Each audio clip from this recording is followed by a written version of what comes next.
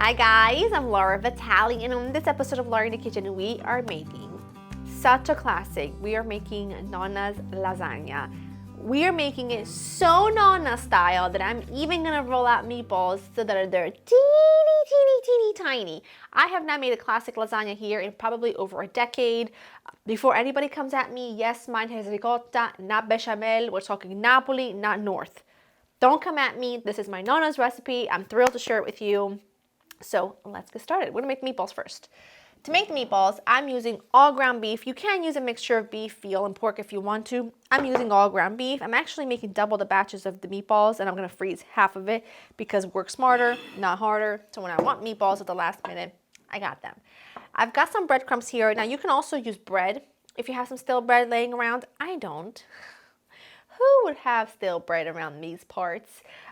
Classic plain breadcrumbs will do. I do like to soak them in just a little bit of milk, and all that does is, well, obviously it rehydrates the breadcrumbs, but the milk is actually a really great meat tenderizer. So I like to just soak the breadcrumbs, and then it's a 2-for-1 type of deal. You know what I mean? You'll need eggs, lots of Parmigiano Reggiano, garlic, what else? Parsley, salt and pepper, yada yada.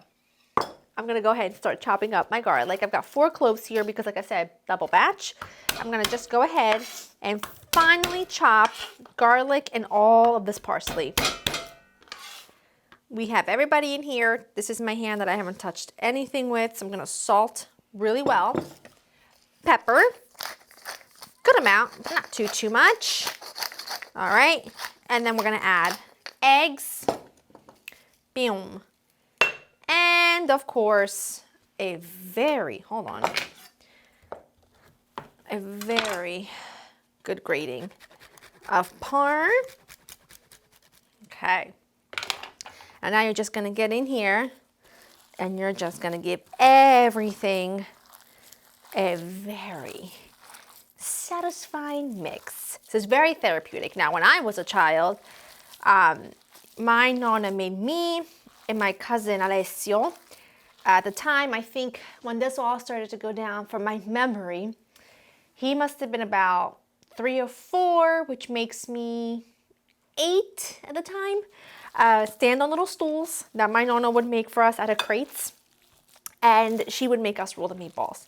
Now, when I tell you we rolled meatballs, I don't mean we rolled meatballs, because that would have been easy. No.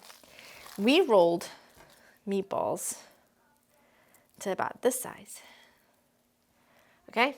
Which took all afternoon or all morning. And I will tell you the one thing about lasagna, if you're gonna make it for a holiday, lasagna is always better the next day. So if you're gonna serve it on Christmas Eve, just for example, and by the way, if you hear sous chef, she's playing with her Barbie. She's very busy right now. If you're gonna make this to serve on Christmas Eve, make it the day before. Let it sit in the fridge and reheat it the next day. It is always better the next day. So anyway, fun little memory. My Nonna always liked to include us into the kitchen, which is why I speak so fondly of her when it comes to food, because she's somebody who really was just not bothered at all by kids in the kitchen. I'm gonna just take some olive oil. Don't worry, I'm gonna wash the side of this bottle. I'm just gonna put a little bit on the plate, just because, I will wipe the side of that bottle, don't worry. Just because it makes it so that the meatballs won't stick to the plate. Smoosh it around like that. And now, with lots of patience, I'm gonna roll out about half because I don't need all of this for today. You're gonna roll very small meatballs, about the size of half of a teaspoon. All right, all the meatballs are rolled, and now we're gonna go ahead and cook them. Now I'm gonna show you how I cook them. Because they're so small, it's kind of difficult to like flip each one. I start with a cold pan, add a good amount of olive oil, and don't worry because you can always discard the extra oil or you can save it to cook all of your onions and whatnot. Add your meatballs. The important thing is that they're coated in the olive oil so that they don't stick to each other or the bottom of the pan. I'm gonna do this in 2 batches because there's so many. Coat them in the olive oil, just like this. I'm gonna move my basil out of the way. And they'll start frying up and sizzling up and getting crispy and delicious. And that's exactly what we want. So once they're there, I will show you what they look like. But like I said, do it in batches, then take all of the meatballs out as you're doing the second batch. They're starting to sizzle. And in the meantime, I'm just going to very finely chop an onion. I also wanted to show you with the other remaining half, I just form regular sized meatballs, place them on a plate. I just lay with a little bit of olive oil so they don't stick. Flash freeze them covered with some plastic wrap. Put them in a baggie, seal them up, and when you want to make meatballs and you don't feel like making meatballs from scratch, but you want from scratch meatballs, pull them out, defrost them, sear them, cook them in sauce, perfection every time. When you're making one batch of meatballs, always make 2 or 3 because everyone's happier when they've got batches of homemade meatballs in the freezer. Those are starting to get crispy. I'm just going to go ahead and chop up my onion. See, nothing sticks, they stay intact. I turn the heat down just a little bit. The key is to make sure that they're coated with some olive oil so that they don't stick to each other or the pan. And it's perfect every single time. And they do get some color and you get left with all those gorgeous bits at the bottom of the pan that we're gonna cook our onions in for more flavor. And that's just gonna build that depth, that delicious, oh, it's just so good. And your house is gonna smell phenomenal. And even though lasagna is making lasagna is a bit of a process. It's not difficult. Please understand the difference between time consuming and difficult. Nothing I would ever show you is difficult. It's a bit time consuming because the sauce has to cook for a long time and then you got to assemble and then that has to cook for a long time and then it has to sit for a while. So it is worth doing ahead of time. And like I said, if you make it the day before, it gets better and better as it sits anyway. So ain't nobody losing over here. And I'm just going to saute the onions in whatever olive oil is left. I don't have to add anything else. There's just enough to coat the onions. And I'm just going to hit them with a pinch of salt so that they start to draw out their moisture and start to soften. And that's it. And once I'm ready to add my wine, I will add the wine and then the tomato puree and my basil and let it all cook together for a while. These look so fantastic. It smells so good. Add your dried red wine. Now I know that some of you are going to say, can I leave the wine out? And you can if you want to, but it will not taste the same. I have been making the sauce. I've been eating the sauce 35 years. I like to think I was eating this when I was a newborn. I've always had it with wine. I've always made it with wine. And when I make it without, or when somebody else makes it without, it doesn't taste the same. But if you want to make it without, just add a little bit of beef stock in replacement of the wine. But just trust me when I tell you, there's just something about it. I'm gonna bring this to temperature, let it bubble away for like a minute. I'm not looking to reduce it. I just wanna have it boil for a minute and then we add our tomato. Add your tomato puree. When I make my sugo or my sundae sauce or my meatballs, I always add tomato puree. I never add any other kind of tomato product. That's just what my Nonna uses, so that's what I'm used to. And now you're gonna add a few leaves of basil. You hear, sous chef? A few leaves of basil, and then we're gonna go ahead and add our meatballs back in, let this come to a bubble, reduce the heat, lower. What are you doing? You're on the other side of the door. You're not in a different planet, you know. Bring it to a boil, partially cover, heat to low, simmer 2 hours. She's literally right there. You can come in. All right, my sauce cooked for a few hours. I adjusted the seasoning with some extra salt. It makes me salivate because it's my favorite sauce ever. And I always love when I have a big pot of it going. So let me walk you through what I've done.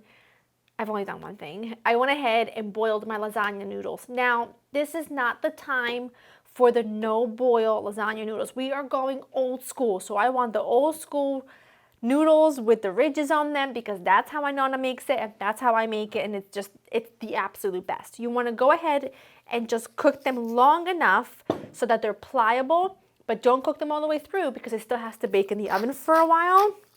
And in here, I've got 2 pounds of ricotta, a little bit of something, 2 pounds of ricotta. I went ahead and added some salt and pepper. To it, we're going to add 1 egg. Add that in. Your egg is your binder. I've got the oven preheated to 375. I have a baking dish here, a 9 by 13 inch baking sheet that I've oiled slightly with some olive oil. I've got fresh mozzarella and I have parm ready and going. Now let me show you how I assemble this because it's very, very easy. You're gonna take a little bit of the sauce. I try not to really get the meatballs, but the meatballs are so small that if you get a few, it doesn't matter because the meatballs are gonna run through the whole thing. So it doesn't really matter. Let me just get a little spatula. You get a little bit of the sauce, like so, like that. And then you're gonna just do, in order, you do your sauce, your noodles, ricotta, sauce, mozz, and parm. And then you just repeat 4 times. Does that make sense? But I'll walk you through it. You don't have to worry. So here's layer number 1. You overlap just a tiny bit and then we'll save one for the end. You overlap a little. So that's your first layer. Your first layer is your sauce, your noodles, technically, noodles. Then we do a quarter of the ricotta, and it's much easier to spread the ricotta on the noodle before you put the sauce on. But really, at the end of the day, as long as you have all of the components on there, it melds into something magical anyway. So tedious, yes. Difficult, no. But this is why this is something we save for Sundays or holiday season or anytime you want to do something special. And let me tell you, lasagna freezes really well. So if you want to make 2 and then toss one into the freezer and then thaw it and let it cook, you know, when you want it, not a bad idea. Not at all. Okay, so you have your ricotta. And then you take about a cup of your meatball sauce situation and you just sort of spread them all over the place. Like so, like that. Then you take some mozz. And I like to make sure I'm getting the mozz that's in the vacuum sealed packaging rather than the one that's swimming in liquid. And the only reason that I prefer that is because then you don't get left with a very soggy mess, because that can happen and that's just never good. It's never good. So then you do a layer of mozz, a little bit more on the edge here, and then a grating of parm. And then you just repeat. So it's very easy. And the last, you do 4 layers of everything. And then in your last layer on the top, it'll be a layer of parm and mozzarella. Now just repeat. Another layer of this and keep it going. Top layer. I just love those little meatballs. And they're dispersed throughout the lasagna so well. Every single bite is going to have a meatball. Don't you worry. Don't feel like you have to make sure every single teeny tiny inch of this is covered. And also you'll have extra sauce on the side because you should never put so much sauce that the lasagna is swimming, because you'll never be able to cut it out. Plus, as it all cooks together, all of the layers will kind of combine into one perfect one. Now I'm just going to finish it with my mozz, lots of mozz and lots of parm. And now all you have to do is pop this into the oven, 425. No, I lied to you. 375 for about 45 minutes. Depending on how hot your oven is, you may want to cover it so that the top doesn't get too brown too quickly. If I'm working with my regular oven, I don't cover it. If I'm working with this oven, I will cover it for the first like 15 minutes or so and then uncover it and let it continue to bake for another, half hour or so, because I don't want that cheese to get too golden and brown and bubbly. However, I can also sometimes just put it in, and then towards the last 15 minutes or so, I'll check it, and if it looks like it's getting too brown, then I'll lightly tent it. It doesn't really matter. So I'm just gonna go ahead and finish this off. I'm gonna pop it into the oven. I'll keep a look at it and see how it's looking, but really 45 minutes at 375 should do the trick. I mean, it's incredible. And then the hardest part of a lasagna, you really need to let it cool for like an hour before you serve it, which is why I'm telling you it's better to do it the day before, because you won't be able to get a nice big piece out of it if you don't let it set. So I'm gonna pop this in. Once it's set, once it's cooled, I will show you what it looks like. My lasagna was in the oven for 45 minutes. I never needed to cover it, so thumbs up. You never know. Sometimes some ovens are really hot, some ovens they run cooler, and you never know. It's been cooling for an hour. I can't wait anymore. It's dinner time. I am so hungry. Mia is so ready for it. We're ready to eat. But ordinarily, I would wait a little bit longer. And like I said, lasagna is the kind of thing that does benefit from being made in advance. It just is. But it's always best if you can. And the first piece is always going to be wonky just because it's kind of like, it's like the first pancake. The first anything, the first slice of anything is always never the best, which is why I call it. Come on, am I not? There we go. I wasn't cutting deep enough on any sides. Don't mind me. Oh, that's a beauty. I mean, it does hold beautifully, but as it sits, you can see it holds really beautifully. But as it sits, it just gets better and better. I'm telling you, lasagna is just the thing that you can absolutely afford to make ahead of time. A little bit more, a bit more sauce. And then as I serve it, you know, I'm gonna serve it with more parm and a little bit of basil. There's a little meatballs.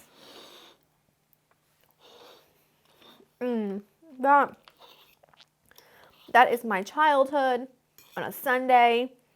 It is a holiday.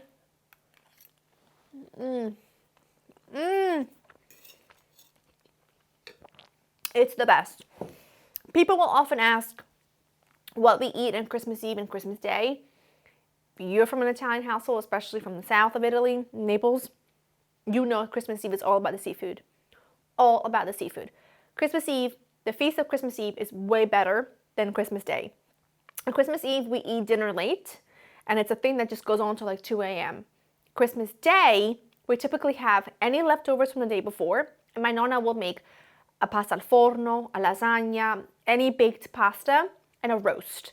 And then we'll have all of the leftovers from the day before, and it's magic and heavenly every single time. I actually made lasagna for last year for Christmas Day, and I plan on making it again this year. So I hope that if you want to make lasagna like I'm going to for Christmas, you'll give this recipe a try. It's a tried and true Nonna's recipe through and through. It is the best, and it's easy, and like I said, you can make it in advance, and it gets even better. Go to laurainthekitchen.com for the written recipe. Hope you've enjoyed spending time with me, and I will see you in the next one. Bye.